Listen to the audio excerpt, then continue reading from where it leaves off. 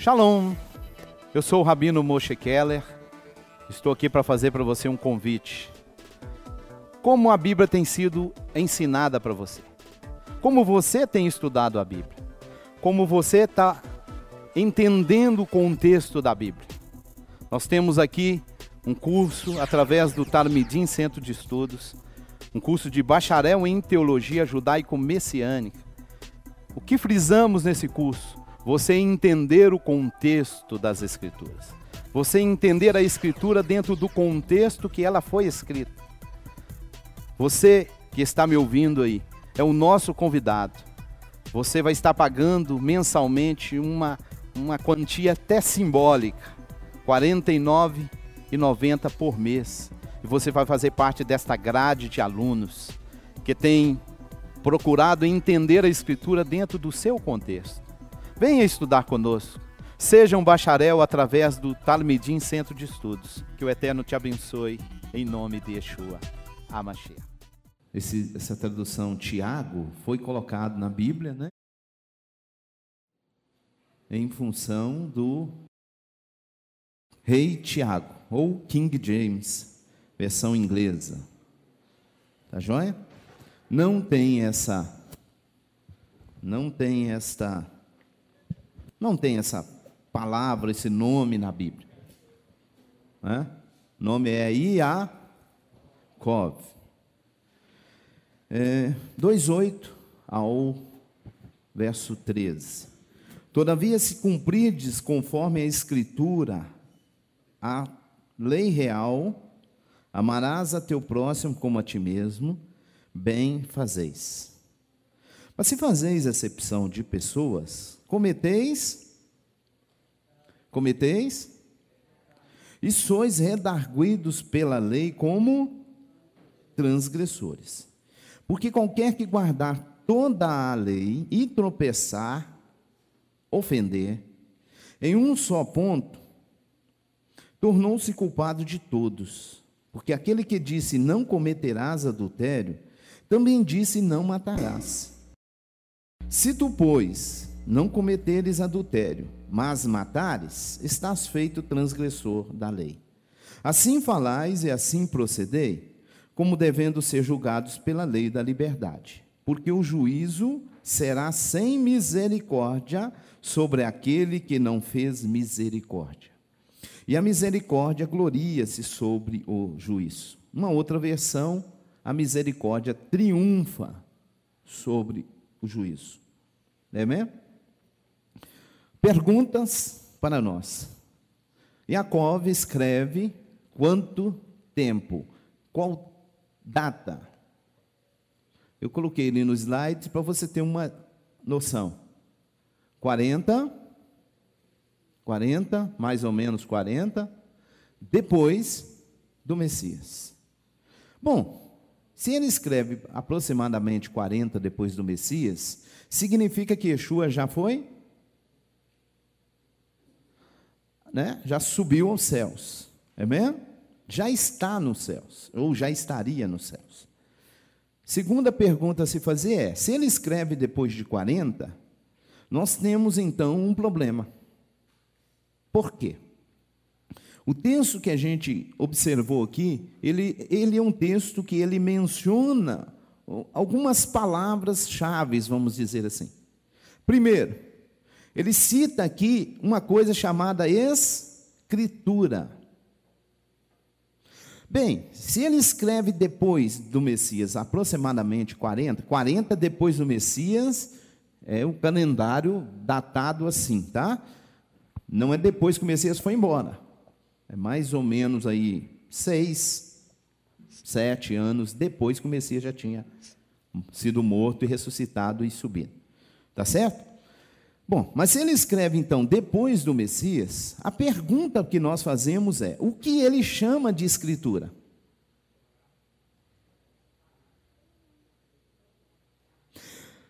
Será que nesse momento que ele está escrevendo isso, eu tenho nas mãos, como a gente tem aí, um livro, onde eu encontraria na capa dele Novo Testamento e Velho Testamento? Então, o que é a Escritura? Por que fazer essa pergunta? Porque, infelizmente, as pessoas vão para a Bíblia, vão para os textos bíblicos, e eles hoje, no século 21, que nós estamos, século 20 passado, quando vivemos um pouquinho desse século, né? Estamos no século 21, e as pessoas vão para a Bíblia como se, ao caminhar pela Bíblia, eles pudessem encontrar, né? Vamos imaginar assim, se eu voltasse no tempo, se eu voltasse lá em Jerusalém, eu ia encontrar os irmãos, todo mundo de Bíblia na mão. Todo mundo de Bíblia debaixo do braço. E uma Bíblia com a capinha preta ou capa marrom, e estava escrito nela, Novo e Velho Testamento. As pessoas têm essa mentalidade. E eles tratam a Bíblia como se isso fosse o correto. E vem em cima dessas coisas ensinamentos. E é muitos ensinamentos. Um dos ensinamentos principais que você encontra é que você está numa coisa chamada graça.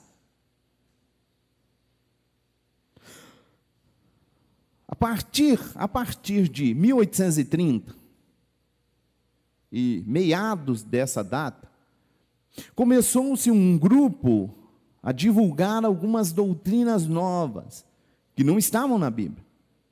A partir dessa data. A partir dessa data, você vai encontrar um grupo que começou a divulgar algumas ideias novas. Por exemplo, haveria um arrebatamento, e nesse arrebatamento, um grupo de pessoas seriam levados, e outro grupo de pessoas ficariam para trás. É a partir dessa data que começou com essa ideia. E depois desse arrebatamento, surgiria na terra um período chamado de tribulação. É a partir dessa data que começou com essas ideias. Isso não existia lá para trás. Não vou entrar em detalhes, que não é o nosso caso. Eu só estou te dando algumas informações, você vai entender depois. A partir desses meados aí, veio surgindo ideias novas, doutrinas novas, ensinamentos novos. Dentre esses ensinamentos vão culminar numa coisa chamada dispensação. Isso é novo. É disso para frente. É duas coisas que vão surgindo com esse grupo, nesse meado aí. Dispensação e alianças. A partir desses tempos, veio caminhando, e vai surgir uma coisa chamada dispensações. E eles vão passar a ensinar que nós vivemos em dispensações. Aí começou-se uma dispensação chamada inocência. Depois passa para a consciência. Depois para a dispensação, governo humano. E assim vem. Aí depois eles vão chegar na dispensação da lei. E no final, dispensação da graça. Aí eles dizem, agora estamos na dispensação da graça. Isso é doutrina nova. Isso não existe dentro da Bíblia. Como eu disse, dentre estas doutrinas e outras, a partir de 1830 para cá, tem uma revelação em cima disso, e a partir dessa revelação, surgem-se doutrinas. Eu sempre menciono aqui, a gente tem que tomar cuidado com a tal de revelação. Que vem surgindo as revelações, e as revelações, no fim, gera heresia. Bem, esta doutrina chamada dispensação, chamada alianças, alianças, aí vem as alianças, da aliança, e agora estamos na nova aliança. Outra coisa. Traduções errôneas do português te leva para uma coisa que não existe nos textos, nas cópias originais, isso não existe, mas eles fizeram tradução, colocando na sua Bíblia aí uma coisa até chamada Novo Testamento.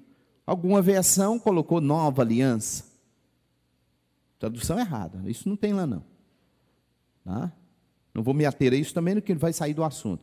Mas concluindo, então, através dessas doutrinas, criou-se uma coisa chamada de alianças. As alianças vieram, aliança ou dispensação também, que duas coisas caminhando junto. Aí chegaram a dispensação da lei, acabou a dispensação da lei e iniciou a dispensação da graça. Aí, com essa doutrina, vão ensinar que agora estamos na graça. E agora nós estamos na graça, nós não temos mais lei, porque encerrou a dispensação da lei. E ela encerra no Messias. Bem, aí agora eu estou com um problema com esta doutrina.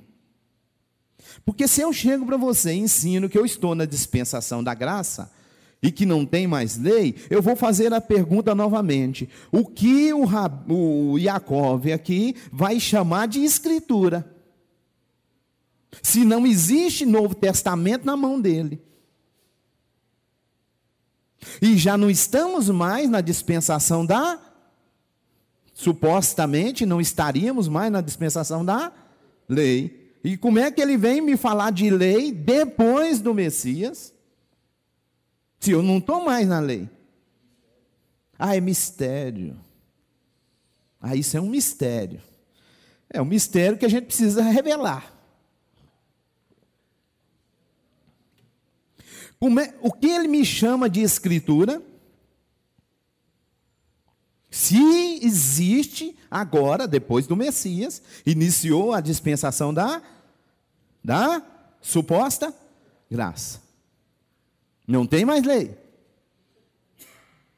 A dispensação da lei acabou no Messias. Agora a dispensação é graça. E o Yaakov, no texto que a gente está usando hoje, que é a nossa porção, ele começa dizendo, se cumprirdes. Ora, para que eu preciso cumprir algo que não existe mais? Porque acabou. Se cumprirdes... Conforme que escritura? A lei real. Lei real significa lei do rei. Não me venha colocar no rei aqui Yeshua, porque Yeshua não é rei nesse momento. Inclusive a acusação dele, vocês vão ver na própria Escritura dizendo, qual é a acusação? Colocaram lá, sobre a sua, não tinha acusação, colocaram a acusação dele, rei de Israel. E ele assumiu algum reino? Ele governou? Ele reinou? Não. Então a lei real não é dele, a lei real é de quem? É do Eterno, é do Pai. Mas essa lei real, ela está na Escritura, como diz Tiago. Que Escritura? Não existe Novo Testamento nesse momento, como muitos vão chamar até. Isso também não existe. Ele não existia. Então, que Escritura que está dizendo para mim, amarás o teu próximo como a ti mesmo? E que Yaakov vai chamar de lei real. Que Escritura é essa? Então nós estamos com um problema. Se isso aqui é o Tanar, ou a Torá, tem alguém ensinando por aí que lei acabou, porque a dispensação agora é graça. E como é que Yaakov, depois do Messias, por isso que eu te perguntei no início, quando que é isso aqui? Como é que ele me escreve sobre escritura, e ainda dizendo que é uma lei, se ela nem existe mais? Se ela não precisa ser cumprida mais? E ele falou mais. Se você cumpre a lei real, faz bem. Mas, se fazeis acepção de pessoa, cometeis. Como é que está na tua Bíblia aí? Cometeis? Mas aí eu estou com problema novamente? Por que eu estou com problema novamente? Porque se segundo a dispensação da graça, a dispensação da lei acabou, como ensinam, eu agora não tenho mais lei, agora eu estou na graça, quer dizer também que eu não posso cometer pecado. Ou, na verdade, depois disso não existe pecado. Por que não existe pecado? Porque pecado é exatamente transgressão da lei. Ora, se não existe mais lei e eu estou na graça, significa que não existe pecado. Simples assim. Ele vai dizer, ora, pecado é transgressão da lei. Mas como é que eu vou transgredir uma coisa que já venceu, que já encerrou, que já acabou? E agora eu estou num outro tempo, tempo da graça. Como é que tem pecado se estamos na graça? E aí agora também vamos, se eu começar a divulgar esse ensino, eu estou com outro problema. Porque primeiro, se não existe pecado mais, por que se pregar? Por que anunciar Yeshua? É interessante que quando vamos anunciar Yeshua, a gente chega para a pessoa e fala, eu queria te apresentar Yeshua. Por que eu quero te apresentar Yeshua? Porque ele morreu pelos teus pecados. Se a pessoa tiver um pouquinho de conhecimento, ele pode dizer para mim, mas eu não tenho pecado. Mas por que o senhor não tem pecado? Porque agora eu estou na graça. Eu estou na dispensação da graça. Até a dispensação da lei existia lei. Na dispensação da graça, não tendo lei, não tem também pecado, porque pecado é transgressão da lei. Tira a lei. Pecado, transgressão da lei. Tira a lei. Pecado, transgressão do quê? Não tem lei? Agora é graça. Olha que confusão, irmão. E existe esse ensinamento. A partir de 1810, teve no Brasil um missionário, ele trabalhou aqui também no Brasil, editou uma Bíblia em português, e esta Bíblia ela veio com essa ideia, com esse ensinamento, com esses estudos. Quando você chega no mundo teológico hoje, é muito comum os teólogos começar a trazer para você essa ideia de dispensações. E agora estamos na dispensação da graça. A lei encerrou. Teve uma outra oportunidade que eu falei para você sobre um texto que usam que não tem jeito, que o texto nem existe, apesar que no português terem colocado lá. Então volta no Jacó, ou no Tiago aí na sua Bíblia. O verso 10 ele diz assim, aliás, eu vou concluir o 9. Mas se fazeis acepção de pessoas, cometeis, estamos com problema. E sois redarguidos como? Mas não tem lei. Como é que eu sou redarguido pela lei que não existe? É interessante, querido, que infelizmente isso é triste da gente falar, mas é a tal da pretensão humana. Porque tem hora que eu vou no livro da lei para trazer coisas e jogar sobre as pessoas, porque elas precisam cumprir. Mas outra hora, não é lei. Me explica o negócio. O livro funciona? Não. Teve um dia que eu conversando com alguém, ele disse para mim assim, não, a gente vai na Bíblia e a gente tira aquilo que a gente acha que é bom. Eu falei, boy, conheci um novo Deus, maior do que o que escreveu a Bíblia. Aí ele assustou. Eu falei, você está se colocando como um ser superior ao eterno. Você está se pondo como um Deus. Porque você está separando da palavra do eterno coisa ruim. Você vai lá e tira o que você acha que é bom. Então você é maior do que o escritor, do que o autor do livro. Para achar nele coisa ruim. Olha para você ver a pretensão humana. Mas, infelizmente, na prática, isso tem sido feito. Não, vamos lá na Bíblia, o que interessa a gente pega. O que às vezes vai gerar dinheiro, a gente pega. Aí já não é Velho Testamento, aí já não é mais lei. Mas quando o Eterno fala umas coisas, por exemplo, que você tem que observar o que você come, aí não, agora nós estamos na graça. Não, irmão, isso era Velho Testamento. Mas é interessante, para umas coisas não é Velho Testamento, para as outras é.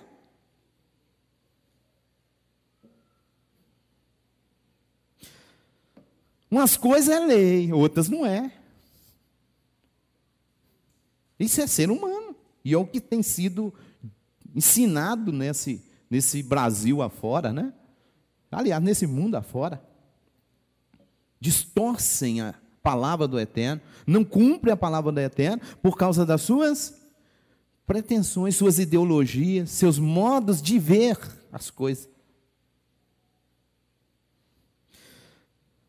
Existe um texto que vocês já conhecem muito bem, que infelizmente muitos têm usado para falar para as mulheres que elas não podem vestir calça.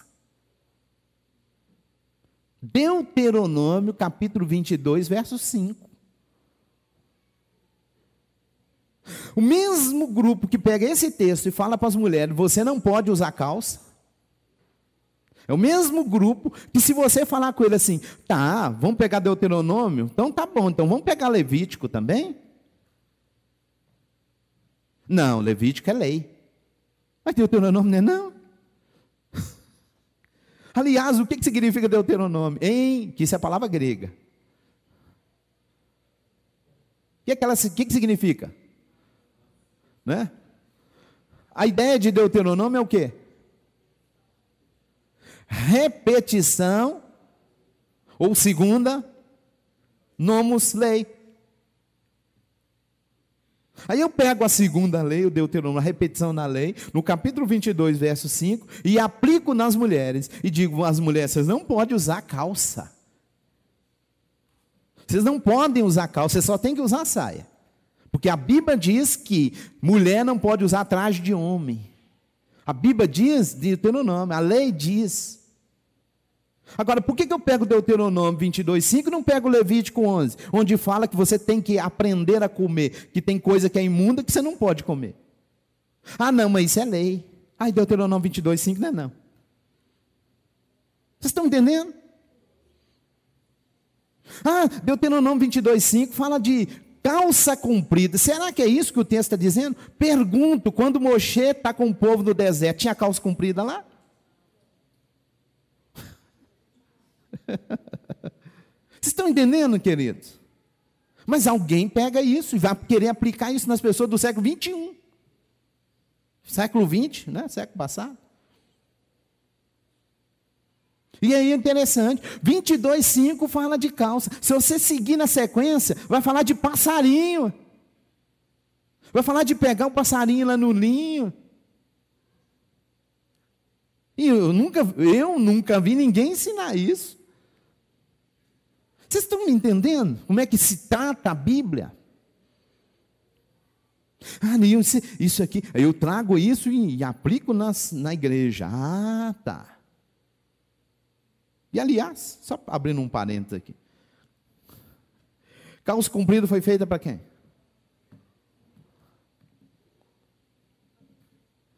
Hã? Calça comprida foi feita para quem? Para mulher. É os homens que estão vestindo roupa de mulher. Não é as mulheres vestindo roupa de homem, não.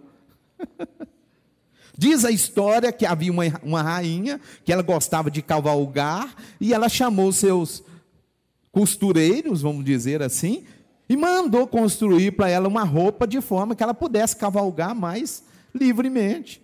Aí criou-se a famosa calça. Ou seja, calça, na verdade, foi feita para mulheres.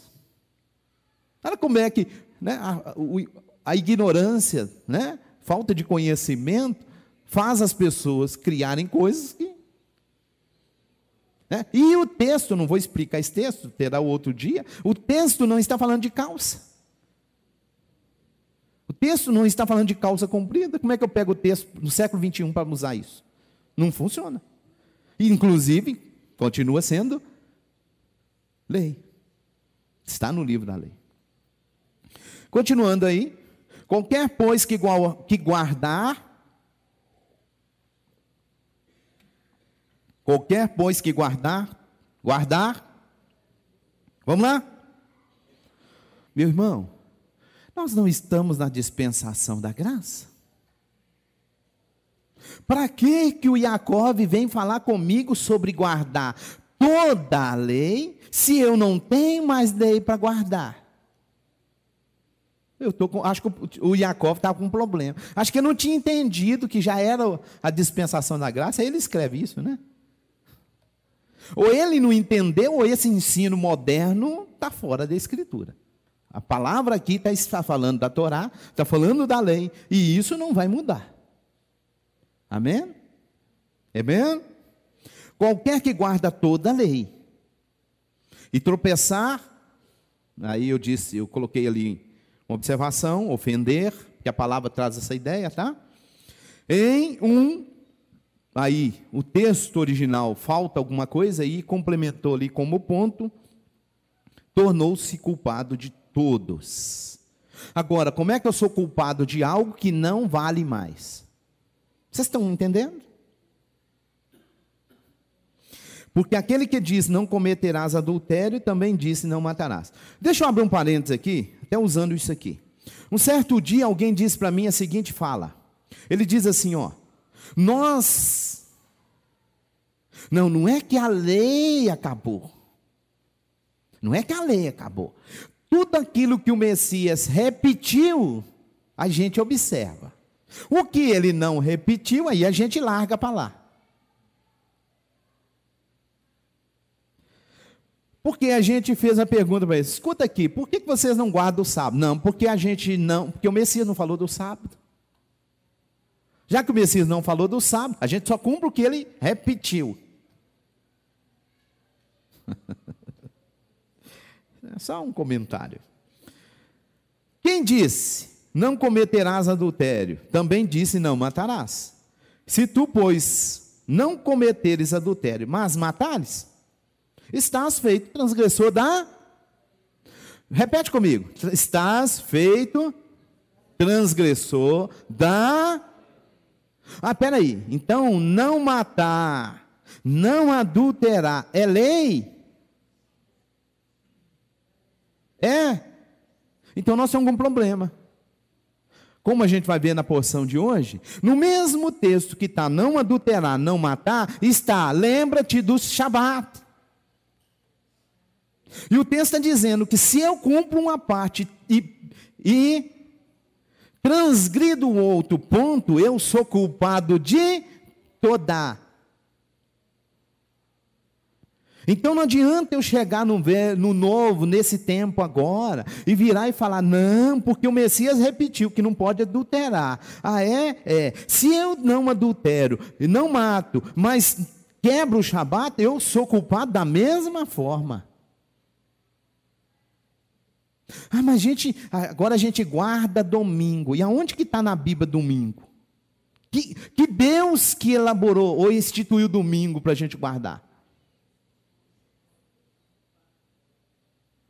O Deus chama Imperador Constantino. Ano 321. Mês de março. É onde ele faz um decreto, onde ele diz, decreta-se a partir desta data, desse momento, que passe a descansar no venerável dia do sol. Se eu tivesse lá, eu ia entender o que ele está falando. Por quê? Porque quando se dizia dia do sol, é como se dissesse dia de Mitra. O dia de adoração a Mitra, é como se ele dissesse, a partir de agora, o dia de descanso é o dia de Mitra. Mitra é a divindade adorada no romanismo na época. Não, hoje eles mudaram o nome. Hoje eles colocou outro nome no lugar. Mas continua o dia sendo o mesmo. O dia de adoração é o mesmo. O dia do nascimento de Mitra é 25/12. Então essa história, como outro dia a gente ouviu aí, não, porque Jesus nasceu, não nasceu dia 25, mas a gente comemora. Você está comemorando, é data pagã. Não vem com essa história de associar. Isso é paganismo. E muito antes do próprio Messias existir, essa data já era consagrada. Isso é história, meu irmão. Não estou falando aqui de religião, não. Isso é história. Está na história isso. Dia de adoração a Mitra, domingo. Conhecido domingo. Aliás, domingo, do latim, vem de Dominus. Dia Dominus. E Dominus é Senhor. Só que o Senhor lá é Mitra, não é Deus, não é o Eterno. E não é Yeshua. Agora, associou uma coisa por causa da mistura pagã que houve lá no início, sim, associou. Mas isso não tinha nada a ver. Não vem falar comigo que os apóstolos, os discípulos, adoravam no domingo, que isso não existia. E aliás, domingo, no calendário judaico nem existe domingo. O calendário judaico é dia 1, dia 2, dia 3, dia 4, dia 5, dia 6 e Shabat. O único dia da semana que a gente tem, dá nome para ele é o Shabat. Simples assim.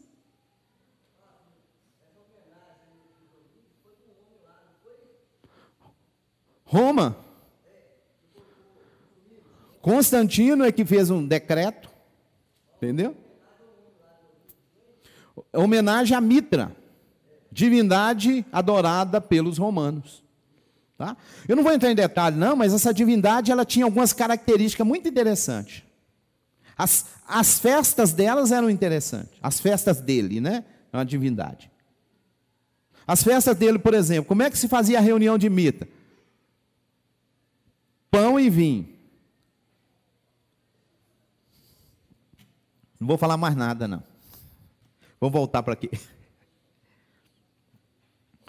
Aquele que disse, não cometerás adultério, também disse, não matarás. Aquele que disse, repete comigo. Aquele que disse, não cometerás adultério, também disse, não matarás. Também disse, não cobiçarás. Também disse, honra teu pai e tua mãe. Também diz, lembra-te do Shabat. O mesmo que disse uma coisa, disse outra. O mesmo que entrega uma coisa, entrega outra. E agora Jacob está dizendo, se você despreza um e faz outro, você é transgressor de tudo, do mesmo jeito. Agora, né? Quem quer ensinar aí uma coisa chamada dispensação da graça, né? Está enrolado com esse texto. Porque aqui o texto já é depois. Né? Porque se Jacob escreve antes do Messias, a hora que o Messias chega, não, agora, depois do Messias, não vale mais. Ah, então beleza. Mas o problema é que ele escreveu depois. Assim falais, assim procedeis, como devendo ser julgados pela lei da liberdade, porque o juízo será sem.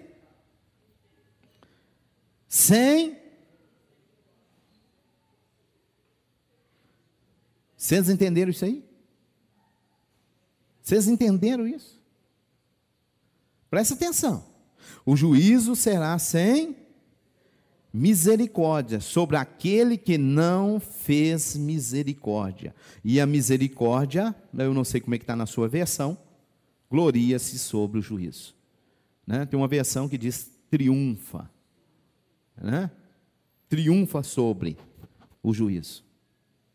Ok? Agora, texto que a gente acabou de usar, ele data aproximadamente de 40 depois do Messias, significando que, nesse momento, o Messias já não está mais na terra. Já fez o sacrifício, já subiu à eternidade, já estava com o Pai. Aí a pergunta a se fazer é, como é que eu tenho ensinamentos atuais dizendo que depois do Messias não tem mais lei, e o Jacob vem falar depois do Messias sobre a lei? E como é que eu vou dizer que alguém é pecador se não tem mais lei? Se pecado significa transgressão de lei ou do eterno. Isso é pecado. Se eu transgredir uma lei, mesmo ela não sendo do eterno, cometi pecado? Não. Mas eu sou transgressor de uma lei.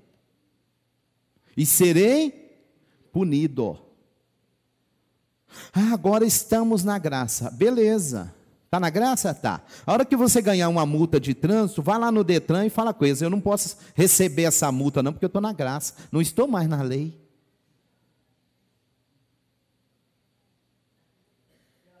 Se você matar alguém, seja num acidente, seja, né? Você ficou nervoso, matou alguém, a hora que a polícia chegar para te prender, você fala com ela, fala, não, vocês não podem me prender, porque eu não fiz nada. Você matou, fala, não, mas agora eu não estou mais debaixo da lei. Não, vocês não podem me prender, porque eu não estou debaixo da lei. Fala isso para o policial. Aliás, a gente tem alguns aqui, né? Para que estão... Deixa quieto. Muito bem. Chegada, a porção de hoje nós vamos ver a chegada de Itro, sogro de Moshe. Itro aconselha a designação de juízes. A Torá e o deserto do Sinai. A Torá é oferecida às nações do mundo. A Torá é primeiro apresentada às mulheres. A mensagem de Elohim, o povo judeu, é escolhido como povo eleito. Os preparativos para o recebimento da Torá, o que aconteceu no dia da outorga da Torá, os 10 mandamentos ou as 10 palavras, mitzvot dada após as 10 palavras. Então, vamos lá. Isso é o esboço da nossa porção de hoje. Primeiro, chegada de Itro ao sogro de Moshe. Deixa eu voltar um pouquinho aqui. Na semana que passou, a gente viu de onde que foi que eles saíram e aonde eles chegaram. Amém? Chegaram aonde? Aonde que eles estavam? De onde saíram? Egito. A gente viu no mapa aonde que eles atravessaram, aonde que foi a travessia do mar, lembra? O Yam Suf. Vimos que eles entraram para que região? Que região que eles estão agora? Nesse momento? Midian. Meu irmão, nós vamos ver aqui nessa porção de hoje algumas coisas que é impossível de estarem eles lá. Primeiro, não tem lugar no pé daquele monte falso para essa multidão de gente ficar. Não tem, não existe possibilidade de estarem lá. Tá certo? Presta atenção, eu vou fazer uma pergunta. Eles saíram supostamente naquele grupo, como a gente viu no passado, tem um grupo que diz que eles saem do Sinai, atravessa o Golfo de Suez, uma coisinha lá, atravessou lá, e está lá no Egito ainda, no pé do Sinai. Tá. Me responde uma coisa, o Itro, que é a questão de hoje, ele está onde? Midian. Como é que ele chegou em Moisés?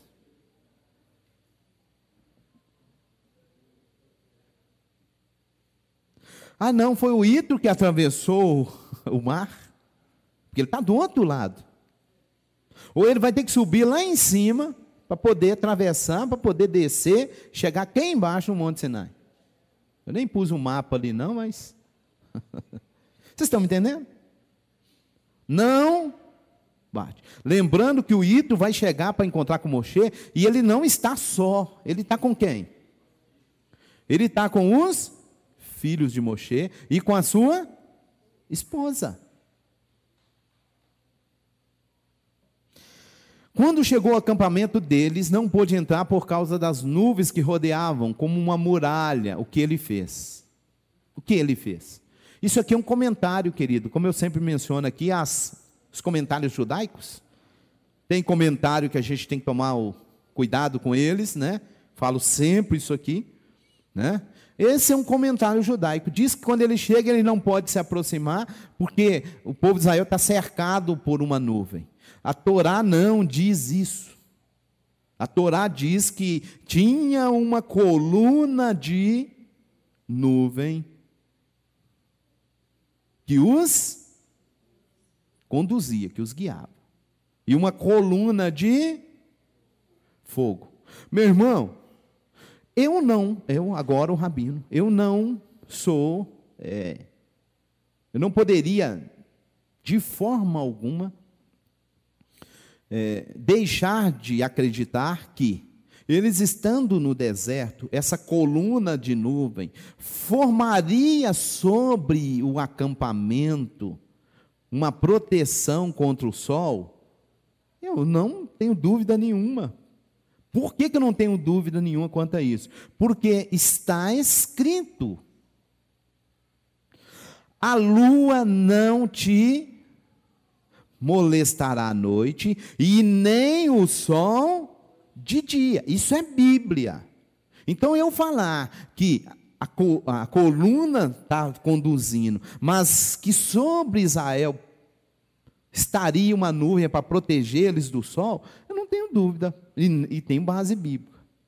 Mas eu dizer para você que o Jetro chega e ele não pode entrar, porque Israel está protegido por uma nuvem, não posso te afirmar isso não. Mas eu estou te mostrando que é comentário judaico. Tá bom? Mas não posso te afirmar isso não. Amém? Bom, diz então que ele escreve uma carta para Moshe e tudo mais. O fato é que Moshe encontra com Jetro. E eles vão se encontrar onde? Local? Midian. Pronto. Isso aí nós não temos dúvida. Apesar, como eu disse, tem um grupo de teólogos me dizendo que eles estão lá no Egito. Que o deserto é ali, a região do Sinai, ali para cima. Tá? Não tem fundamento isso. Mostrei para vocês lá atrás fotos, aonde que atravessou. Mostrei para vocês uma série de coisas. Moshe conduziu o Ítro direto à casa de estudos, onde descreveu entusiasmado os detalhes do êxodo. Bom, está escrito aí na Torá que Moshe conta para Jetro o que o Eterno havia feito. Está aí na Torá. Está certo? Está dizendo que eles foram para a casa de estudos, para a tenda de estudos, e lá ele é colocado a par do que o Eterno tinha feito com eles. Inclusive, tem aqui a abertura do mar e tem a guerra contra Amaleque. Meu irmão, não pus isso, infelizmente, eu nem me lembrei. Eu não pus isso no mapa.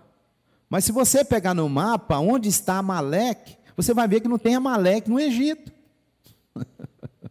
E é onde Israel passou. Então, não dá para engolir, Bom, o que Moshe narrou, Ele fala para Jetro o que o Eterno fez. Como o Eterno deu maná, o pão,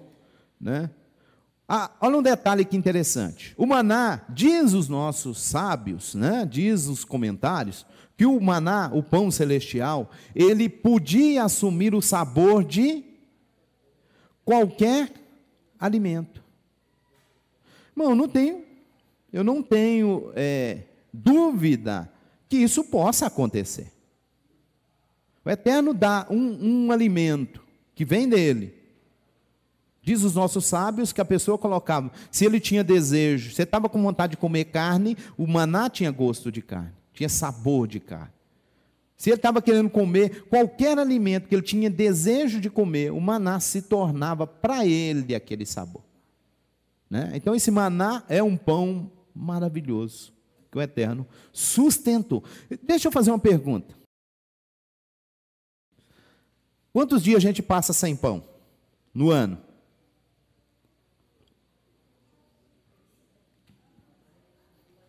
Pão normal, né? Quantos dias? Tem o Yom Kippur que a gente também passa, né? Então, os dias de Pêssego a gente passa sem comer pão. Vamos falar a verdade. Quando passa os 7 dias de Pêssego, que a gente passa, ou melhor, durante esses dias que você vai lá na padaria buscar lá o polvilho, né? Que você sente aquele cheiro de pão, acabou de sair do forno. Fala a verdade. Fala a verdade. O seu coração não dá um... Sim ou não?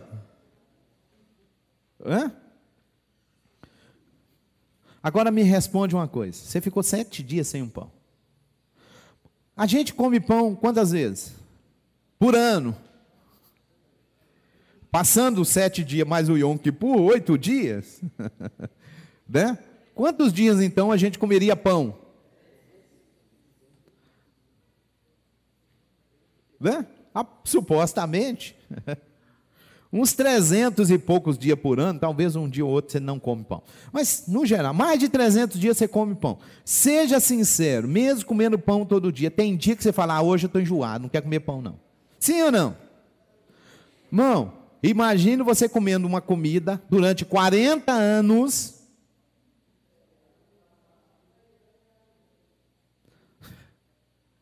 E é uma comida o seguinte, diz a Bíblia, que não é uma comida, né, um maná, é como se fosse algo de farinha, que não dá para você fazer, hoje eu vou fazer ensopado, hoje eu vou fazer... Não tinha jeito de fazer essas coisas. Como é que você come isso durante 40 anos e não enjoa? Vocês entenderam? Então, há um indício de que isso realmente seja verdade. Esse pão, ele poderia se tornar, para quem comesse, o que ele tinha no coração. Desejo, eu estou com vontade de comer, não sei o quê. Ao que fosse comer o maná, tinha aquele sabor. Não temos problema para aceitar isso. Tá certo? Então, como eu sempre digo, irmãos, existem comentários que eles têm fundação, fundamento. A gente aceita. Agora tem outros que não dá para aceitar. Contém todos os deliciosos sabores do mundo. Temos o poço de Míria. Esse aqui também é outro detalhe. Temos o poço de Míria, cujo líquido tem gosto de vinho antigo ou novo, leite ou mel. Transforma-se em qualquer bebida gostosa que exista. Esse é um outro comentário. Né? O poço de Míria, que diz o Midrash, que acompanhava Israel durante a sua caminhada, né? Esse poço, segundo um comentário, essa água dele podia se transformar em qualquer bebida, né? Tinha o sabor de qualquer bebida. Também não posso duvidar disso. Por quê? O Eterno proveu isso para o povo de Israel milagrosamente. Né? Então, amém? E aí é isso que o Moshe conta para Jetro. Vamos caminhar. Bom, nessa caminhada aí, né, Moshe está aí na Torá, que Moshe está lá reunido e ele está julgando o povo. Meu irmão, quantas pessoas saíram do Egito? Voltemos. A Bíblia diz sobre homens com a idade de ir à guerra. Quantos? 600 mil. Aí o texto diz, fora mulheres e crianças. Lembrando que o povo de Israel não é o povo brasileiro, nem o povo alemão, que está tendo um filho só. Né? O povo do deserto não tinha televisão, né? E já é um povo de natureza com um mandamento: crescei e multiplicai. Né? Voltemos. né? Diz alguém, só fazendo um cálculo assim por alto, que tinha em torno de 2 milhões de pessoas lá. Agora me responda uma coisa. Moshe é o único homem que ele tem sobre os seus ombros a responsabilidade de direcionar esse povo. E esse povo, todo o problema que tinha, eles iam até o Moshe para ele resolver. E o texto, se a gente ler aí na Torá, a gente vai ver que é dito que o povo fazia fila para Moshe escutar o que ele está falando. E Moshe ali sentado, escutando as causas, julgando, decidindo. Imagine, meu irmão, você na fila, aí você chega, deixa eu ir lá na fila e eu tenho uma causa aqui para Moshe resolver. Aí você chega lá, bom dia, né? Aí a pessoa fala com você, a fila está onde? Ela está chegando lá no Egito. Ela está chegando lá no Mar Vermelho. Mar de Junho. Pode ir lá para trás pegar a fila. Bom, a gente esses dias para trás, estávamos vendo aí na televisão, pessoal para vacinar contra a febre amarela, principalmente São Paulo, né? As filas virando o quarteirão. Ali não tinha naquela fila, eu não vou falar lá que não tinha umas 1.000 pessoas, mas eu acredito que não tinha 10.000 pessoas. Imagine um agrupamento de milhões de pessoas. E esse povo para Moisés julgar. É isso que está acontecendo nesse momento. E o Jetro, ele chega para Moshe e vê aquela coisa, Moshe já está se desgastando com isso. E você imaginou uma coisa? Imagina você chega lá na fila, não é bem isso, não, mas você recebe a senha. 1 milhão. Qual que é a sua posição na fila? 1.100.000. Né? Qual que é a sua posição? 600.000. Não, só tem 600.000 na minha frente. Né? Não tinha senha, mas imagine isso. Agora a pergunta, um dia dá para resolver tudo isso? Um dia dá para atender todo mundo? Não. Aí você imagine como é que ia ficar no outro dia.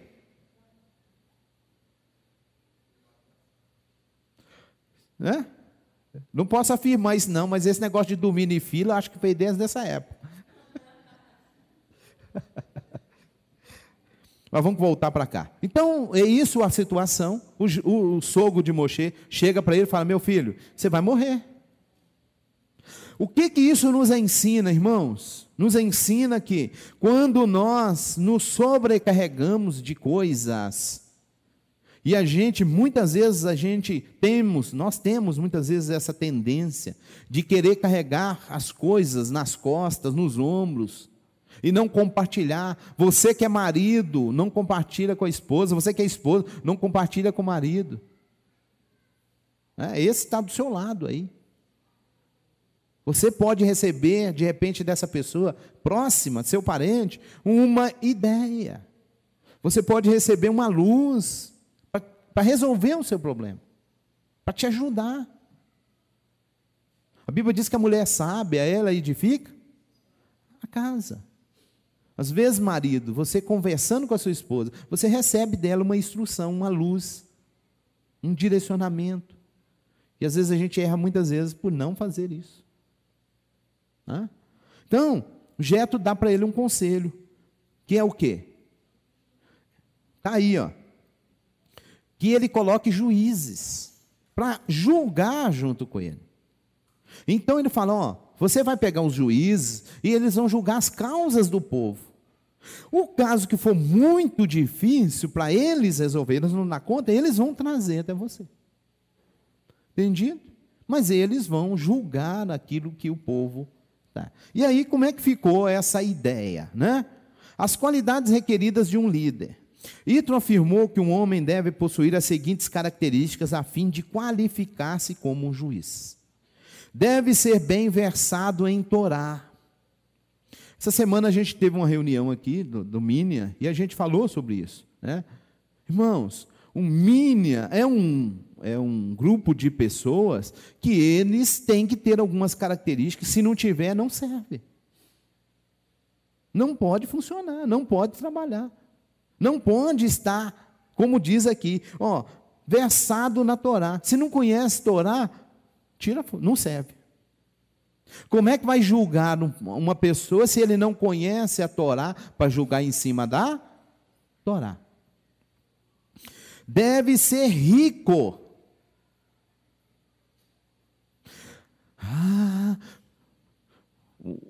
Tem um irmão lá na igreja que ele é rico, por isso que o pastor colocou ele como para fazer aquele trabalho. Tem um irmão lá na comunidade que ele é rico, por isso que o rabino pôs ele para fazer esse trabalho. Não, irmão, porque tem trabalho que se a pessoa for pobre, corrompe. O trabalho de juiz, por exemplo, é um deles. Um juiz rico, você não tem como comprar ele com nada, não. Aqui, trouxe um presentinho para você. Muito obrigado, quero não. Aqui, o senhor é juiz aqui em Israel, eu fiquei sabendo que o senhor está passando necessidade. Aqui, eu trouxe um dinheirinho. Aí quando for amanhã, está lá o camarada para ser julgado. E aí, bom dia, né? Tudo bem? Como é que passou de ontem? Hoje vai julgar a minha causa. Como é que passou de ontem? Ontem eu estive lá na sua casa levando um dinheirinho para você. Está entendendo? Como é que essa pessoa julga aquela pessoa? Vocês entenderam? Então, olha lá, deve ser rico, de forma que não necessite adular ninguém e não dê preferência a nenhum litigante. Deve possuir personalidade dinâmica, que sirva de inspiração para que todos façam o que é certo. Deve ser temente aos céus. Não adianta ser rico só não, tem que ser temente. Porque tem muitos que têm dinheiro, têm riqueza, mas não têm temor. Não adianta, não resolve. Para que julgue verdadeiramente. Deve ser um homem confiável, em cuja palavra o povo se apoia. Deve detestar o dinheiro.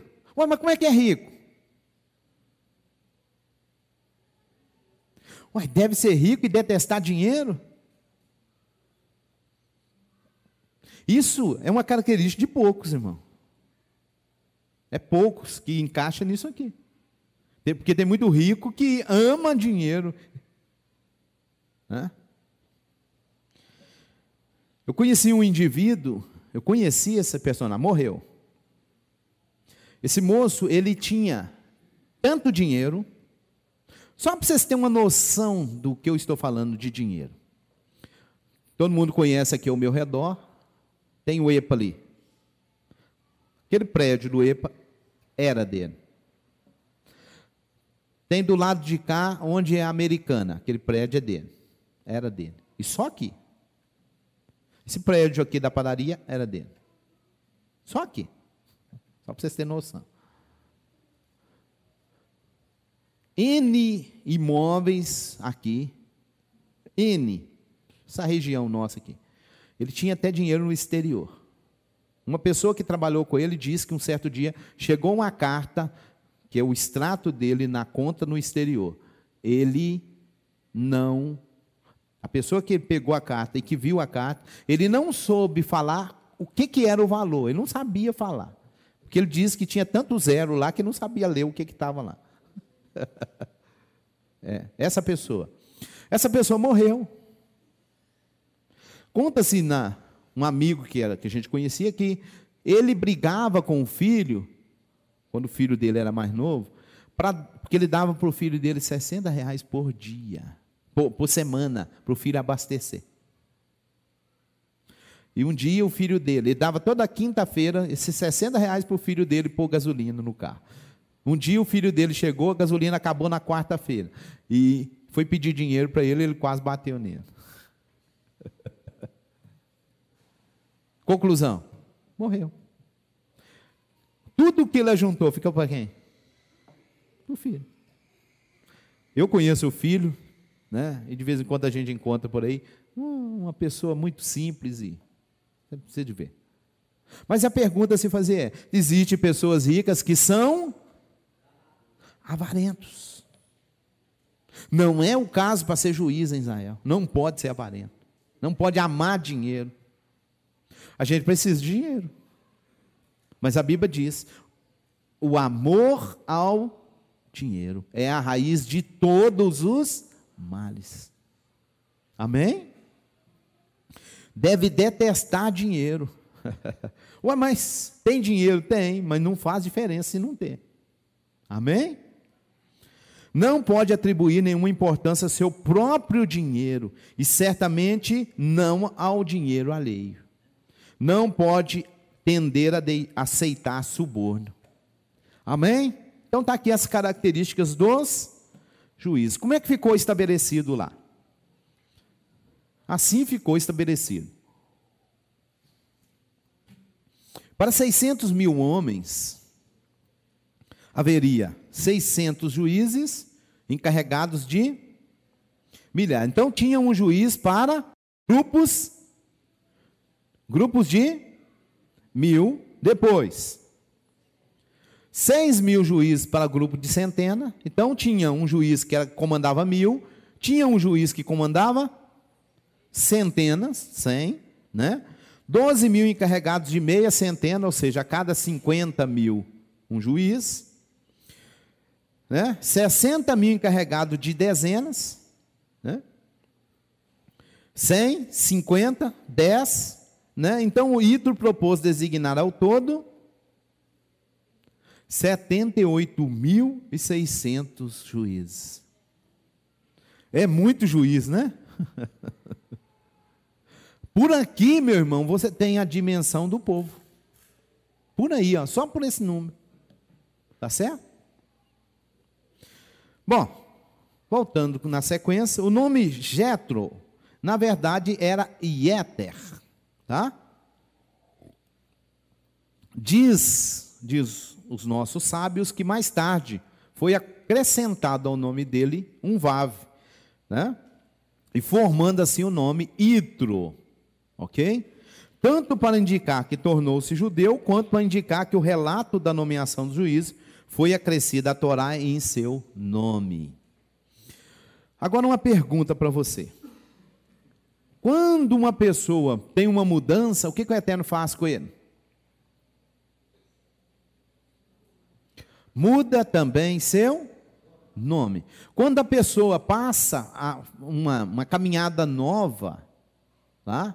O seu nome é mudado. E é por isso que dentro da comunidade judaica, a gente vai caminhando e chega um momento que você vai tomar ali uma decisão. Você vai passar nessa caminhada a uma nova etapa, e você também recebe um nome. Entendido? É por isso que dentro da comunidade judaica, a pessoa, se ela chega aqui e ela entra para a comunidade, chega um momento que ela passa por etapas que ela tem o seu nome mudado. Entendido?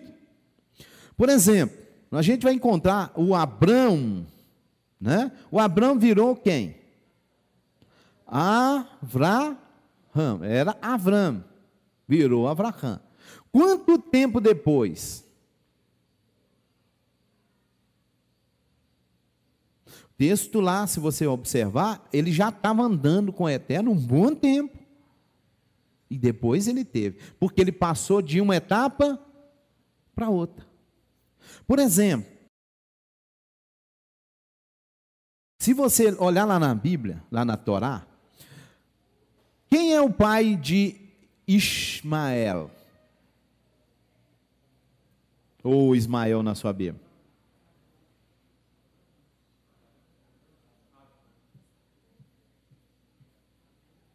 O Eterno vira para Avraham e diz assim: Avraham, toma agora teu filho. Continua. Teu único filho. Hã? E aí? E o Ismael? Você já parou para pensar isso ou não? Fala a verdade. Mas peraí, mas e o Ismael? O Ismael não é filho dele? Presta atenção nisso, que isso aqui é muito importante. Quem é pai de o Ismael? Avram. Quem é pai de Yitzhak? Avraham. Como Avraham, quantos filhos ele tem? Como Avram, ele é pai de Ismael. Como Avraham, ele tem Yitzhak. Então o Eterno fala, toma teu filho, teu único filho. Agora ele está falando com Avraham. Entendido? Espera aí, Rabino, você está dizendo então que... Estou dizendo para você que há momentos na nossa vida que o Eterno, está escrito isso na Torá. Você começa uma caminhada, você chega a momento que o seu passado, ele não é considerado diante do Eterno. Está escrito isso até. Então é momento, meu irmão, por isso que dentro da comunidade judaica a gente tem fases, e há fases dentro da nossa vida, que você vai começar uma vida nova. E o que para trás? Para trás já passou, ficou para trás. Amém? É por isso que até tem lá um texto que o Rabino Shaul cita, aquele que está no Mashiach, é uma nova criatura. As coisas velhas, e eis... Irmão, isso não é só quando você levanta a mão, aceita. Não. Mundo judaico tem processos, tem caminhada. Você vai caminhando. Né? Você caminha um período e de repente você chega e fala, não, agora eu quero mais responsabilidade. Eu quero uma vida diferente, eu quero uma vida nova. E você toma decisões novas. E a partir daquele momento, até seu nome é mudado. Quantos irmãos que entram dentro da igreja ou dentro da caminhada e ele está carregando um nome pagão porque a mãe deu para ele, o pai deu para ele. Aí ele entra dentro da comunidade e continua com o mesmo nome pagão, consagrado e etc, etc, e vai até morrer. Dentro da comunidade judaica isso muda. Quantos irmãos que tem nome porque a mãe era idólatra e deu o nome em função de uma divindade lá que ela considerava? E continua a vida toda. Vira crente, continua sendo chamado do mesmo jeito. Comunidade judaica não funciona assim.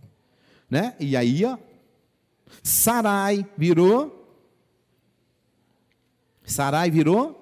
Sara. Roshé, quem era Roshé?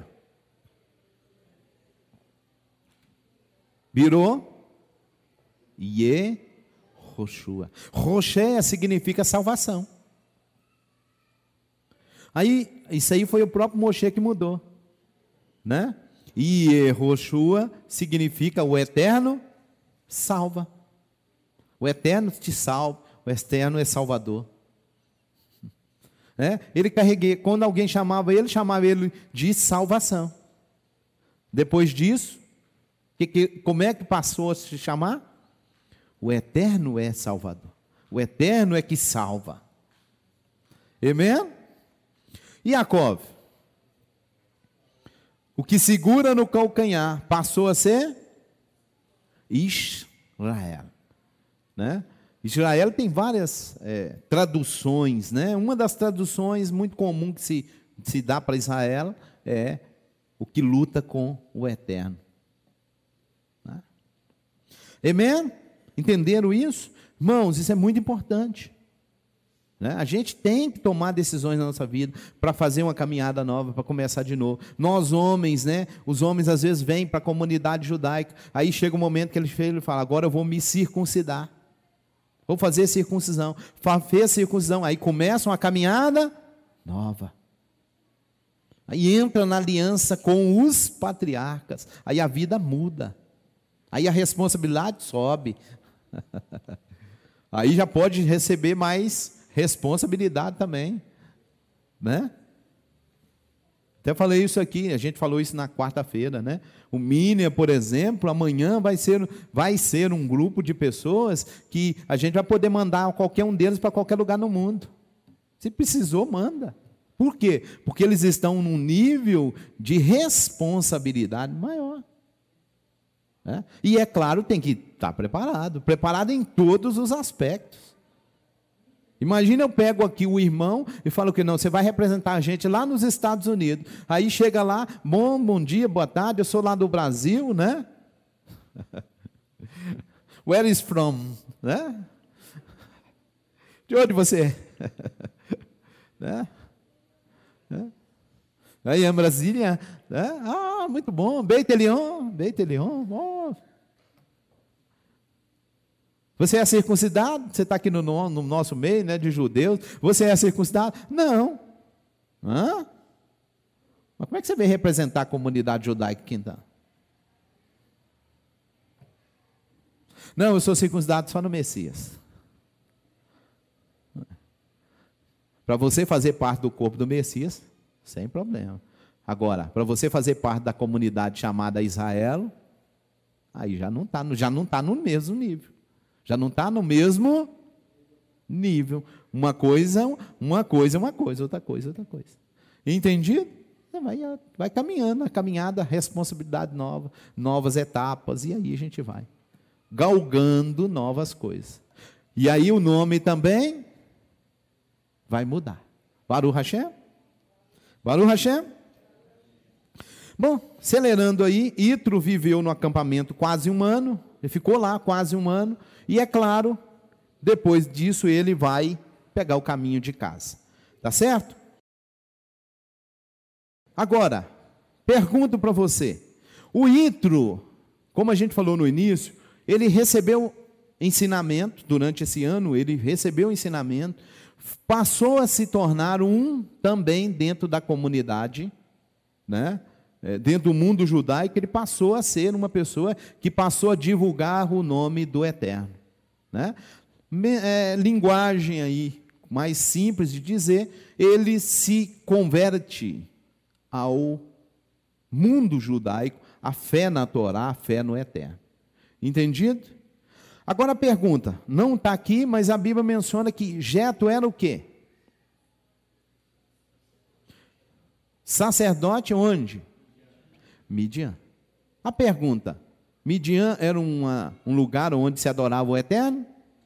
Não. Então ele era sacerdote de deuses pagãos. Tá? Mas esse moço, sendo sacerdote, é que deu conselho para Moshe? Um sacerdote pagão deu conselho para Moshe?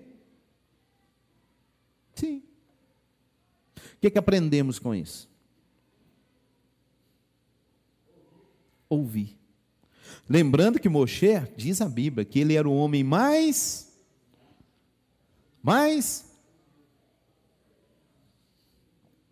humilde da terra. Mais humilde da terra. Mesmo com toda a sua posição, ele escutou o seu sogro, e o seu sogro era um pagão. O que aprendemos, meus irmãos? Aprendemos que nós precisamos ouvir. Bate nessa tecla aqui sempre. Tem muito, até no nosso meio mesmo. A gente precisa evitar essas coisas. Muitas pessoas no nosso meio começam a aprender, começa a achar que já arrogância. Isso é uma coisa que a gente tem no mundo cristão, que a gente precisa largar para trás. Isso aí você tem que largar para trás, para essa caminhada nova. Ser humilde, aprender a ouvir. Eu estou falando, né? Alguns irmãos já nos conhecem há alguns anos e compartilhou em alguns momentos. A gente teve aqui na nossa faculdade, um tempo atrás, um grupo enorme de pastores. Um grupo enorme. Estou dizendo com toda sinceridade, é o pior grupo para você dar aula para eles. É o pior grupo. Por quê? Não, falta, não estou dizendo que é todos, entenda bem, estou dizendo aqui o nosso contexto. Tá? O que faltava naquele grupo? Humildade. Teve um aqui que trabalhou, vou usar a linguagem, converteu. Teve um aqui que foi meses, né? Linguagem do mundo, atazanando. Depois converteu. Porque cada dia de aula ele trazia um bocado de texto para mim. E não, ele dizia, agora quero ver o rabino sair dessa. Vinha desse jeito. Agora eu quero ver. Agora eu quero ver como é que vai sair. Estou com 10 textos na mão. E isso é um. Tivemos vários aqui. Falta de humildade.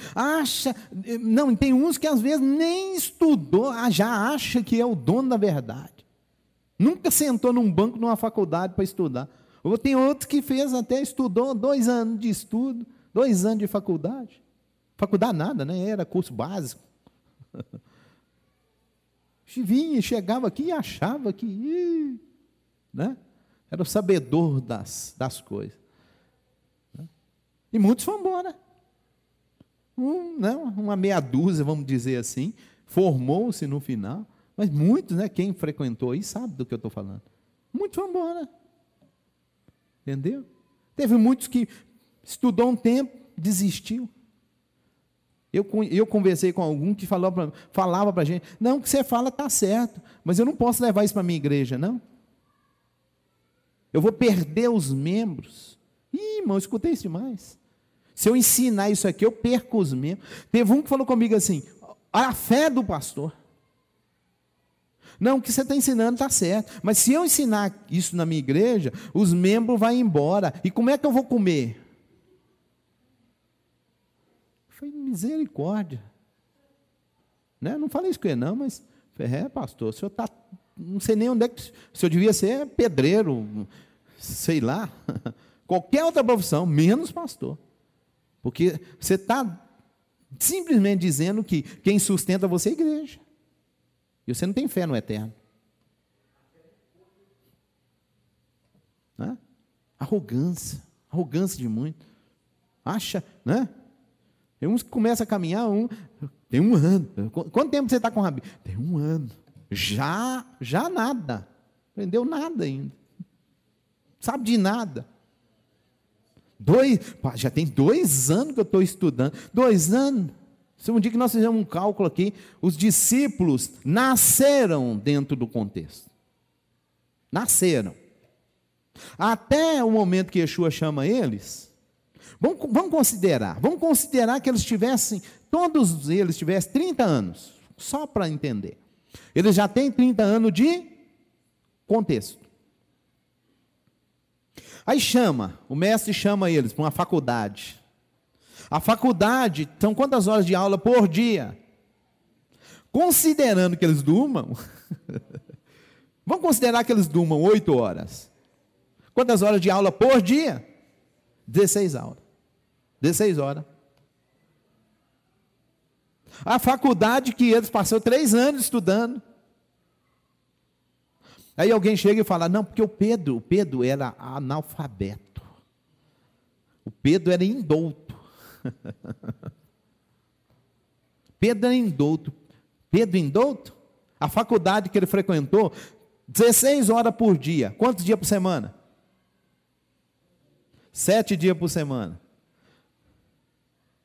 Vamos fazer uma continha melhor. Pega uma calculadora aí, rapidinho. Pega 16 horas por dia, multiplica por 365. Não, mas guardava sábado, irmã, mas ensino no sábado tem também. Nós não estamos trabalhando, mas estudando está. 5.840 horas por ano de estudo. Sabe quantas horas dá uma faculdade normal? Faculdade normal. Você chega lá 7 horas da noite, 10 horas você está indo embora, 3 horas de aula por dia. A faculdade normal, você estuda 5 dias por semana, você estuda 15 horas por semana. O que eles estudam em um dia, você estuda em uma semana, numa faculdade normal. E aí? Dá para mim pegar os discípulos e comparar com a faculdade de hoje? Vocês me entenderam? 5.000 horas por ano, né, de estudo. Existe na faculdade um número que é normal de se considerar. Por exemplo, vamos reconhecer um diploma de ensino superior. Vamos. Ela tem que ter no mínimo 1.600 horas de estudo. Eles estão fazendo 3 vezes o que se faria em 4 anos de estudo, eles estão fazendo 3 vezes em 1. Eles ficaram 3 anos. 3 anos e pouco. E aí? Captou a mensagem? Isso, meu irmão, é a faculdade que Yeshua deu para uma turma. 15 mil horas aula. Aí, 17 mil horas aula. 17 mil horas aula dá aproximadamente 10 vezes uma faculdade que se faz hoje. Aí eu faço uma pergunta para nós. Quem estudou isso?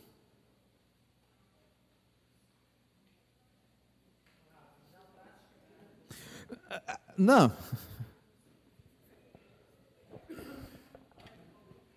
Aí depois tem estágio. Aproveitando, podemos arriscar, eu posso arriscar, né? Então vou dizer assim, eu posso arriscar que o povo ali naquela região, naquela época, naquele contexto, eles falavam no mínimo 3 idiomas. Tem isso. E aí? Já tem mais isso. Amém, queridos?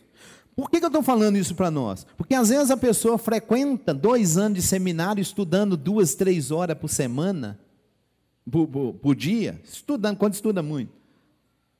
2 horas e pouquinho. Chega na frente dos outros e acha que é. Vocês estão entendendo? Falta arrogância. O que o Moshe está ensinando para nós? O sogro dele é pagão, mas ele tem coisas a ensinar. É só ouvir. Você pode ouvir as pessoas.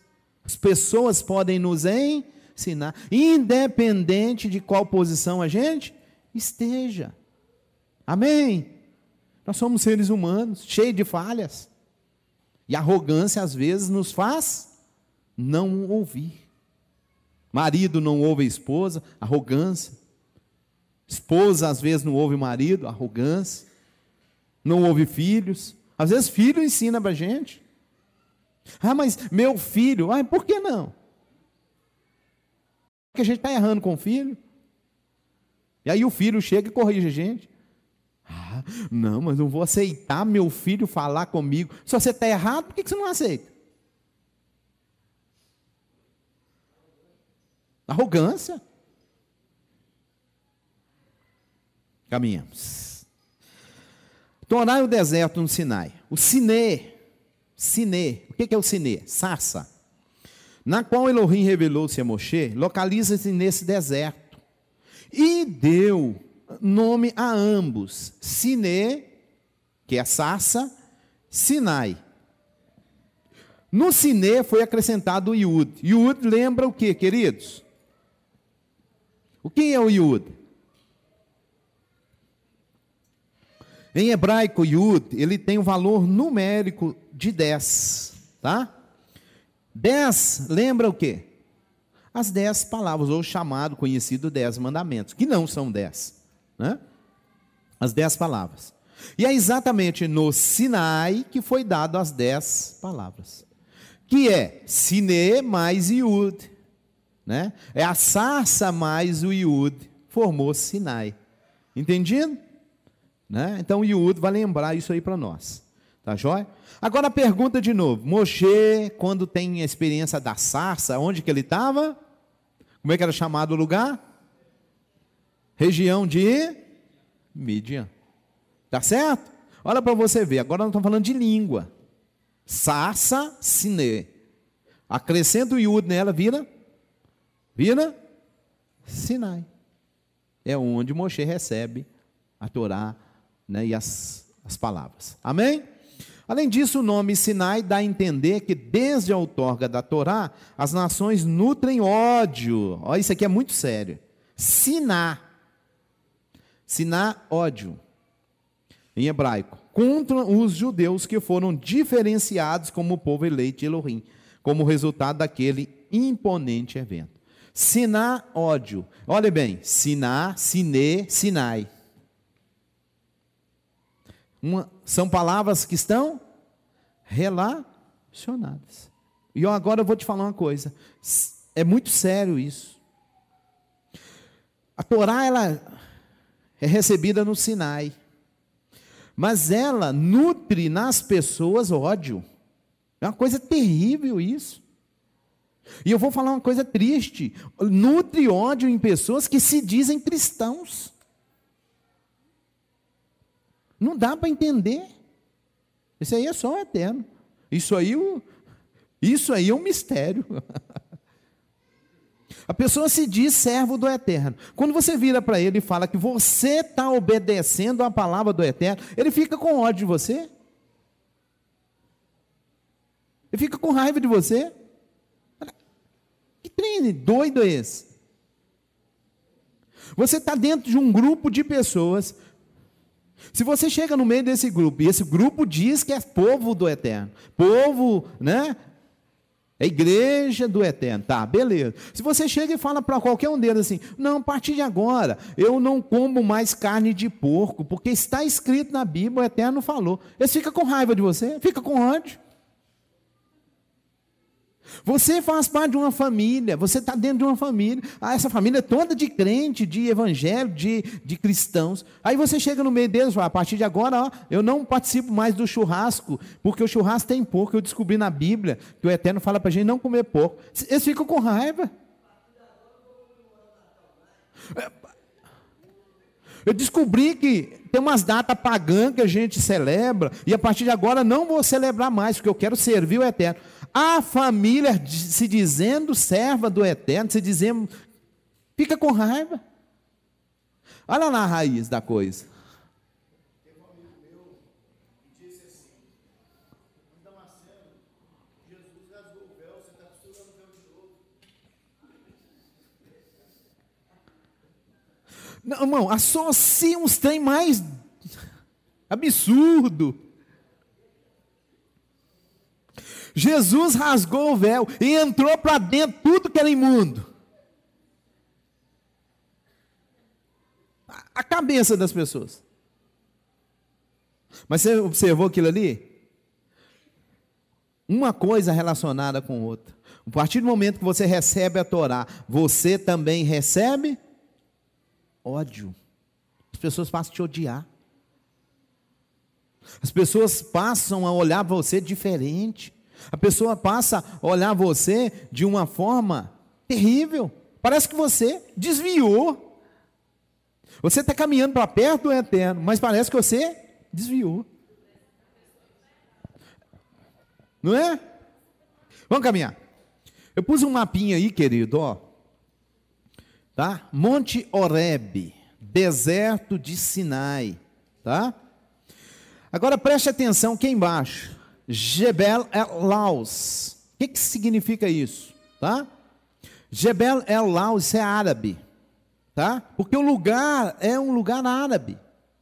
E o Jebel el-Laus em árabe significa montanha de Moisés. Tá? E é assim que eles tratam o lugar. Agora, presta atenção. Os árabes chamam aquele lugar de montanha de Moisés, mas Moisés nunca esteve lá. Porque ele foi lá no Egito, foi lá que recebeu a Torá. Está vendo ali, olha lá, o pico do monte, está separado ali nesse mapa. Ó. O pico do monte está queimado. Tá? Que evento que aconteceu nesse lugar para o monte virar? Colocaram fogo nele? Não, a Torá diz que o Eterno manifestando nesse lugar, o monte fumegava, o monte queimava pela Shekhinah do Eterno. Está isso na Torá. Tá? Você não pode subir lá hoje, porque o mundo árabe já cercou isso tudo lá, não deixa. Mas, um tempo atrás aconteceu isso. Tá? Preste atenção, que eu coloquei ali também algumas coisas, já te mostrei isso em fotos na semana passada. Olha lá, o altar do bezerro de ouro, onde é que está? Vocês lembram que na semana passada eu mostrei para você a foto do altar? Está cheio lá até de de desenhos, né, de animais, lembram? Eu te mostrei isso na slide da semana que passou. E olha lá, onde é que estaria o altar do bezerro de ouro. Olha, o pico da montanha aqui em cima, né? E lá embaixo estaria o altar onde eles fizeram o bezerro. Faz sentido? Bate com a arqueologia? Amém? Bom, há um comentário que antes do Eterno entregar para Israel a Torá, ele teria oferecido para as outras nações. Isso é um comentário. Um comentário, tá? Mas uma coisa eu posso te afirmar. Isso agora eu posso te afirmar. No dia que o Eterno entrega a Torá, lá no Sinai, deixa eu te mostrar uma coisa aqui. Aliás, deixa eu voltar nisso aqui, ó. A mensagem de Elohim, o povo judeu é escolhido como povo eleitor, tá? Primeiro Kéfas, 1 Pedro 2,9, mas vós sois repete comigo, vós sois o sacerdócio, a nação, o povo, beleza. Queridos, isso aqui, esse texto ele é usado para falar de igreja. E eles vão dizer que a igreja é um grupo de sacerdotes. E eles vão usar esse texto aí. Agora, esse texto está falando para a igreja? Quando Pedro escreve, ele escreveu para um grupo chamado igreja? Infelizmente, estão usando dessa forma. Né? Se você até voltar no início do texto, pode pegar lá no início do texto, que ele vai estar dizendo, para um grupo que se encontra na diáspora. Não existe diáspora para a igreja. Isso é para a nação Israel. É para um povo judeu. Povo judeu que se encontra na diáspora. Amém? Então tem que entender para não falar bobagem, né? Então, esse é um texto falando para Israel. Vós sois a geração eleita, sacerdócio real e nação santa. Amém? Caminhando mais um pouquinho, eu peguei aqui uma fotinha, que está no capítulo 1 Reis 18, 1 Reis 19, 8 e 9, é vocês lembram aquele episódio de Elias, que Elias sobe no monte, reúne o povo lá, lembra desse episódio? Pois é, aí é parte dessa montanha que ele levou o povo, tá? E também aí a caverna onde ele havia lá atrás. Se você ler, aliás, podia até ler o texto. Depois do episódio que ele levou o povo para a montanha, que eles fizeram lá no Monte Carmelo, né? Ele foge. Na hora que ele foge, ele esconde em uma caverna. Lembra da caverna? E aí a caverna? Não sei se está dando para você ver a foto. Se você ler lá no texto, ele fugiu para Horebe, tá? E escondeu-se numa caverna. Está dando para ver? Não. Olha aí, ó. Aí a caverna. Tá? Aqui, ó, está uma foto de dentro da caverna. Essa é a caverna, chamada caverna onde Elias escondeu. Tá joia? Se você ver de dentro da caverna, você consegue ver lá embaixo onde Israel esteve acampado também. Ó. Olha lá. Ali é o local onde Israel esteve acampado. Tá? Caminhando então, só te mostrar umas coisas. Bom, chegando aí no capítulo 20, nós vamos ver o Eterno manifestando. O povo viu naquele momento o quê? O que o povo viu? Primeiro, ele ouviu mas se você ler no texto lá, diz que eles viram. Irmãos, esse episódio do Sinai, ele é tão misterioso, tão glorioso, que tem coisas aconteceu nesse momento, coisas assim, fora do sobrenatural. Tanta coisa aconteceu, tá? Nesse momento. Dentre tanta coisa, está escrito que eles viram o quê? Vozes. Mas como é que você vê voz? Nossos sábios dizem o seguinte, que as coisas fundiram de tal maneira As coisas aconteceram nesse momento, as coisas fundiram de tal maneira que já não se podia mais discernir como a gente discerne as coisas naturalmente. Tamanha a Shekhinah que aconteceu nesse lugar. Tá certo? A ponto de ver voz. Você vai falar, mas voz a gente ouve. Mas nesse momento eles viram vozes. Está lá no texto. O que mais que eles viram? Tochas. O que mais que eles viram? Toque do chofar. Agora tem um detalhe. E que mais? A montanha fumegava. Agora uma coisa aqui tremenda. Se você ver lá no texto, o texto fala de vozes no hebraico, mas na tradução sua aí está relâmpagos. Não é isso? Relâmpagos. Só que não tem relâmpagos no texto, não. O texto tem vozes. Mas como é que se traduz que eles viram vozes? Vocês entenderam? Por que colocou na tradução que eles viram relâmpagos? Mas o que aconteceu originalmente falando foi exatamente isso. Baruch Hashem? Gente, tem mais mistério que vai acontecer nesse, Tem um comentário que ele diz ali que ele foi cercado por uma hoste de 22 mil anjos. Isso é um comentário, tá? Tem mais. Diz que ele vai entregar essas palavras, os 10 mandamentos. Os 10 mandamentos contêm um total de 620 letras, simbolizando assim que os 10 mandamentos são a essência da Torá. Agora deixa eu te falar uma coisa. Há um comentário, dentro do mundo judaico, eu aceito isso, que a Torá possui quantos mandamentos? 613. Mas agregou 613 mais 7 mandamentos, que é chamado de os mandamentos de Noar. Com 613 dá 620. Então é dito que na verdade possui 620 em toda a Torá. Tá? Representando as 10 palavras, os 10 mandamentos, se você pega o texto completo, tem 620 letras. Então, é por isso que é dito que os 10 mandamentos é como se fosse uma representação de todos os mandamentos. Entendido? Ah, Rabino, então se eu cumpro os 10 mandamentos, ou as 10 palavras, é como se eu estivesse cumprindo toda a Torá?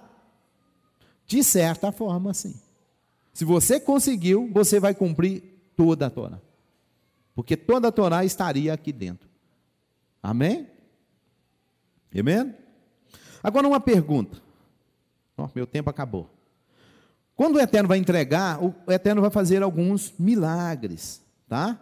E a Torá, por exemplo, nos menciona que quando o Eterno vai entregar esses mandamentos para o povo, foi num Shabat, 6 de Sivan, do ano de 2448, foi o dia da entrega da Torá, tá joia? Num Shabat. E diz mais, os textos, que o Eterno fez milagres lá. Por exemplo, diz que todo o povo ouviu. Significa o quê? Que se houvesse cego lá, ele foi curado. Diz que todo o povo viu. Isso significa o quê?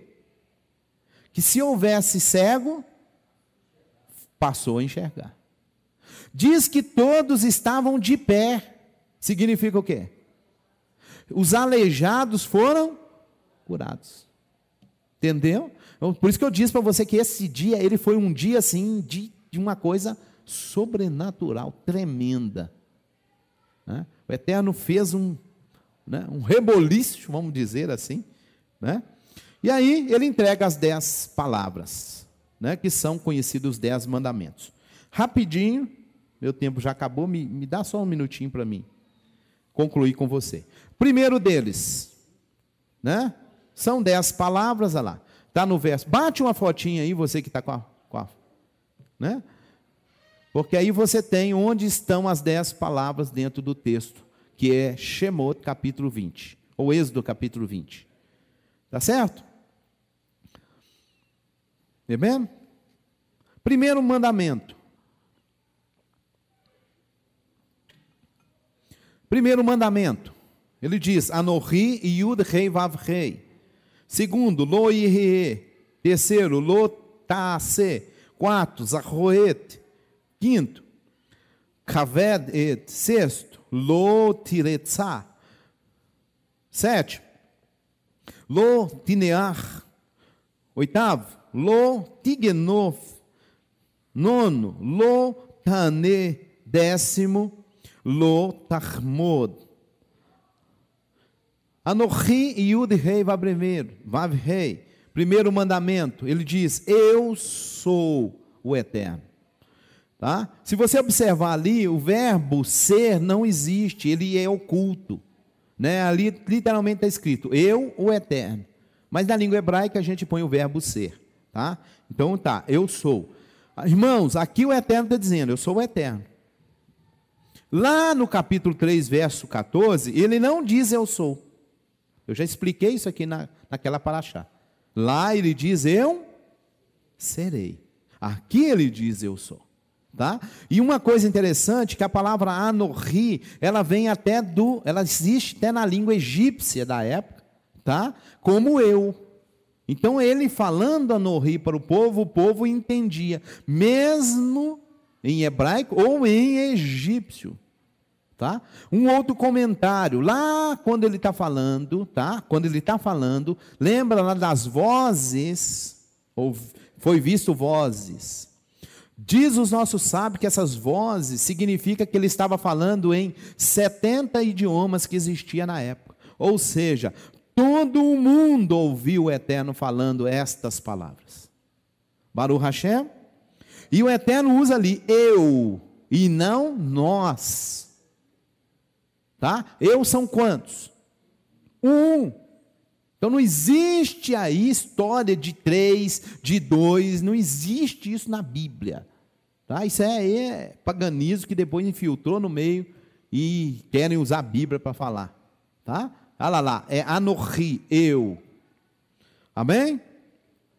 Segundo mandamento ele diz, não adorar. Loie, não, na verdade é não terás, não haverá para vós, tá?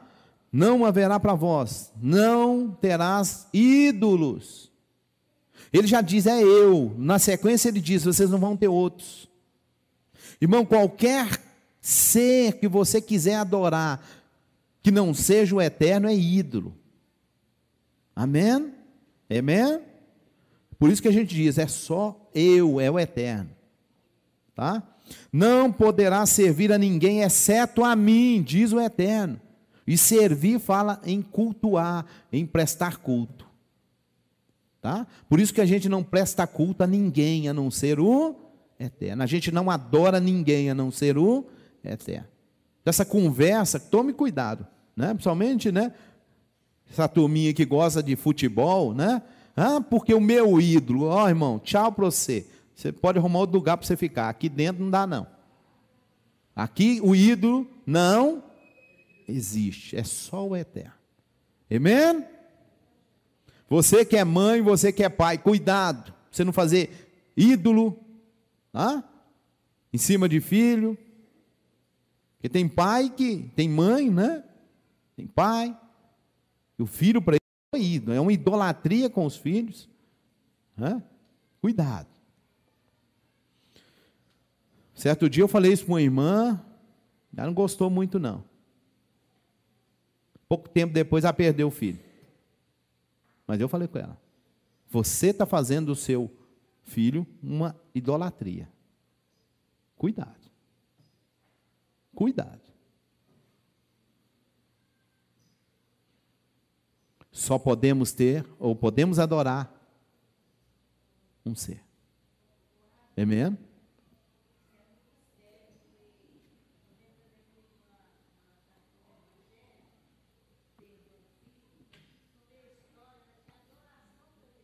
Aí, ó. Eu disse para essa irmã, deixa eu te falar uma coisa. Se você quiser servir o Eterno, qualquer ídolo que você pôr, ele tira fora. E pode ser até seu filho. Tome cuidado. Não pronunciar, terceiro, tá? Não pronunciar o nome do Eterno em vão. O nome de Elohim é invocado pelos doentes e enfermos e são curados, pelos de coração contrito e são consolados. Guardem-se de serem descuidados ao não mencionar o nome de Elohim, pois aquele que pronuncia seu nome em vão não ficará impune. Amém? Tome cuidado. Inclusive a gente está criando um hábito aqui no serviço, né? Pronunciar o nome do Eterno, cantar ao Eterno, a gente fazer uma reverência a esse nome. Isso é do mundo judaico e isso é bom a gente cultivar. Tá certo? Zahoret, lembra-te, tá? Zahoret, lembra-te do Shabat. Além disso, devemos distinguir o Shabat, fazendo uma bênção quando o Shabat inicia e quando termina. Cumprimos isso recitando o Kiddush e a Havdalah. Shabat deve ser marcado com alimentos saborosos especiais, vestindo-se de trajes especiais. Baruch Hashem. É assim que você lembra do Shabat, é assim que você santifica o Shabat. Tá? Lembrar do Shabat, lembra do que eu disse numa outra porção? O que a Bíblia fala sobre lembrar? Não é que se esquece, é para dar para isso um certo, né, dedicar, uma certa dedicação. Amém? Lembra, Zahoret, lembra, tá? O dia de Shabat deve ser um momento para atividades espirituais, a Torá, as orações. Uma pessoa não deve pensar a respeito de seu trabalho inacabado na semana, mas afastar a mente de ocupações mundanas. É isso que você tem que evitar no Shabat, está entendendo? Simplificando o Shabat, é isso aí. Né? Às vezes os irmãos perguntam, no Shabat, o que a gente... Aí, ó, simplificando, tá? Eu pus um texto ali que é Gênesis 2:2, ó. Bereshit 2:2. Ali, se você vê lá o Shabat dentro dele, ó. Ishbot. Tá? Ali é onde está escrito, e o Senhor cessou no dia 7. Tá? A outra versão está descansou, mas literalmente ele cessou no Shabat. Ou no dia 7. E é o único dia que tem nome. Quinto mandamento, honrar pai e mãe. Há 3 parceiros na criação da pessoa, Elohim, o pai e a mãe. E é por isso que a Torá manda você honrar teu pai e tua mãe. Né? Meu tempo acabou, mas esse moço aí, chamado Dama Benetina, que vivia em Ashkelon, tá? Tem uma historinha falando dele, que é o seguinte, ele honrava tanto o pai e a mãe, que ele tinha umas pedras preciosas que ele tinha para vender. Foram atrás dele, que eles iam pegar essas pedras e fazer o peitoral do sacerdote, fazer o efódo do sacerdote, e ele tinha essas pedras, foram lá para comprar dele essas pedras. Na hora que chegaram lá para comprar, ele virou e falou, eu não posso vender para vocês. Por quê? Porque a chave onde eu tranco as pedras está debaixo do travesseiro, e o meu pai está dormindo. Então eu não vou acordá-lo. Então não posso vender para vocês. Mesmo eu perdendo dinheiro, eu não vou acordar o meu pai para poder ganhar dinheiro. O que aconteceu? Diz a historinha, que no ano seguinte, nasceu dentro do seu rebanho uma vaca vermelha. E o que é a vaca vermelha? Lembram? É aquela que é usada lá no templo. Quando ela nasce, o valor dado a ela é exorbitante. Não tem valor. Então, se a pessoa que tem uma vaca vermelha, falar, um exemplo, né? Só para ilustrar aqui, eu quero 1 milhão nela, vai se juntar 1 milhão para comprar a vaca. E ele nasceu no seu rebanho, foram lá comprar a vaca dele, e chegaram e falaram, nós sabemos que agora você pode pedir qualquer dinheiro por isso. E ele virou e falou assim, não, eu só quero aquele valor que eu perdi quando vocês vieram me comprar as pedras. Me dá só esse valor, porque o Eterno está me restituindo por eu ter honrado o meu pai. Amém? Né?